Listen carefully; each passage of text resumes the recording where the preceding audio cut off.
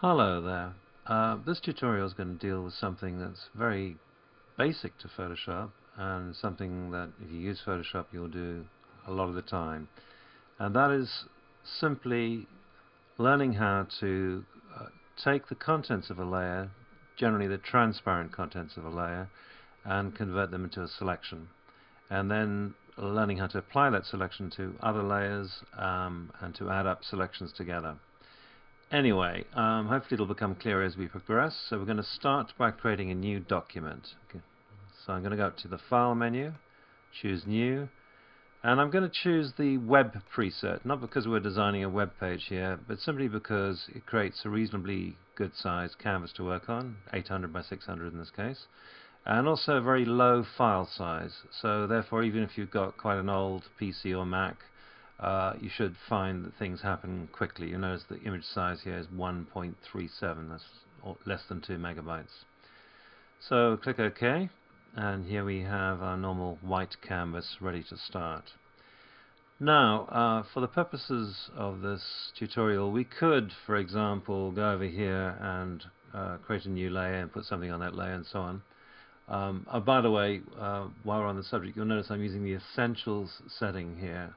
So if you want to see the same type of setting that I'm using here, you can simply go to a settings menu here and choose Essentials or Reset Essentials, and you'll get this. I'm going to close this top menu just to give us more room because we're not doing any adjustment work, so we can see more of the menu here. Right, okay. As I was saying, rather than choose to draw a little box or a little square or something and play with it, I'm going to actually use some type for this.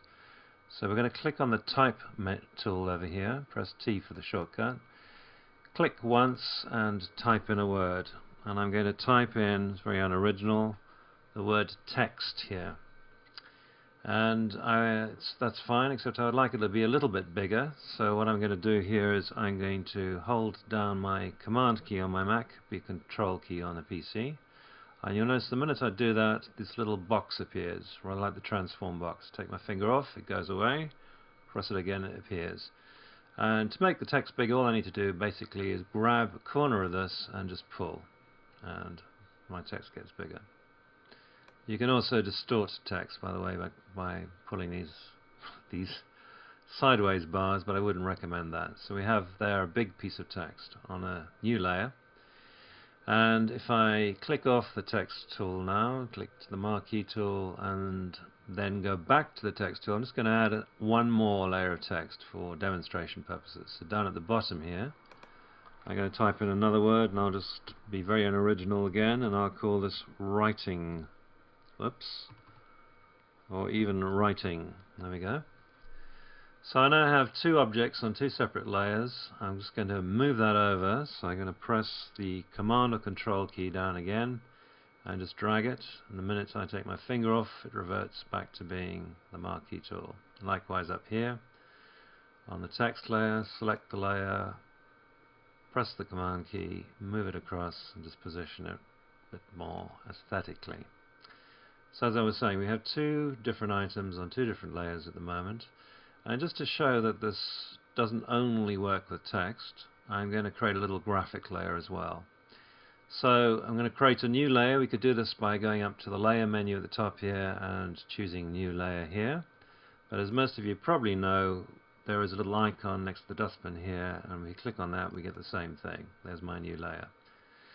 And I'm going to again be very simple with this. I'm going to choose the rectangle tool at the top here. I'm going to draw a little rectangle down here so we have a graphic of a kind, and I'm going to fill it with the foreground color, which is black. Now again, I could go to Edit, choose Fill, and choose foreground color, but much simpler and definitely a keyboard shortcut worth learning is to hold on your Alt or Option key, Alt on a Mac, Option on a PC, or the other way around, and hit the backspace or delete key. There we go. So we have three objects on three layers, and they're all transparent. They all have transparency around them, as you can see here.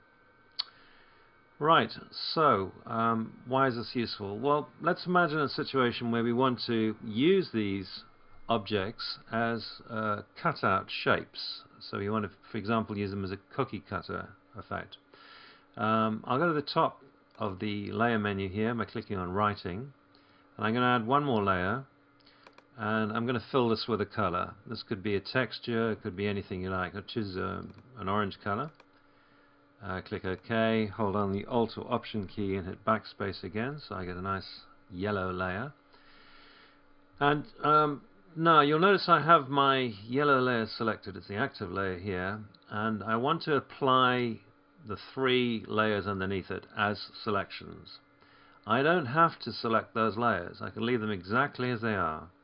In order to load them as selections, I quite simply hold down the Command or the Control key and click on the thumbnail. You notice the minute I do that, I haven't clicked yet, but you notice a little square appears. I take my finger off the Command key, it disappears. That means that if I click, as I'm about to do now, it will convert the solid pixels on that layer into selection, and there you are, you can see it, which it is applying to the top layer here. So that selection is loaded from down here and it's appearing up here. That's basically it. Now let's imagine I want to add to that selection the next layer up, which is the rectangle here.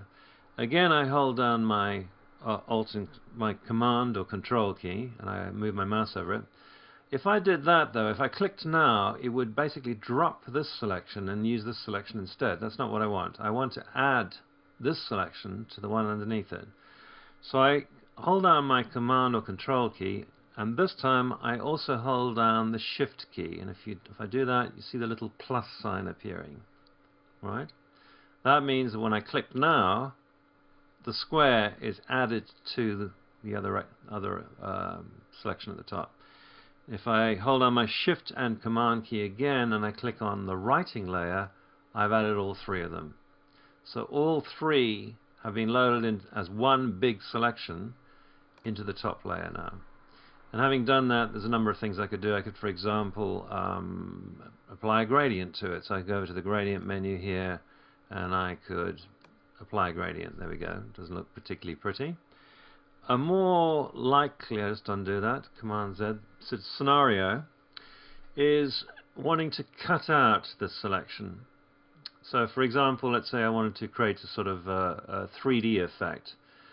I have my selection on my active layer here. All I need to do to convert that into another layer is to hold down my Command key, or again my Command or Control key, and this time hit the J button. J is short for jump, and what this does, if I press it, is it simply jumps my selection onto a new layer. So there we are. I have my selection at the top there. And now I could, for example, go down to the bottom here and I could add something like a drop shadow effect, and I begin to see my selection sticking out from what's going on underneath. I could add other effects as well. So that, very simply, is how you load up the contents of a layer as a selection and then apply them to other layers. And leading on from that, I'll be looking in the next tutorial about how you might, for example, take one part of a selection and add it to another layer.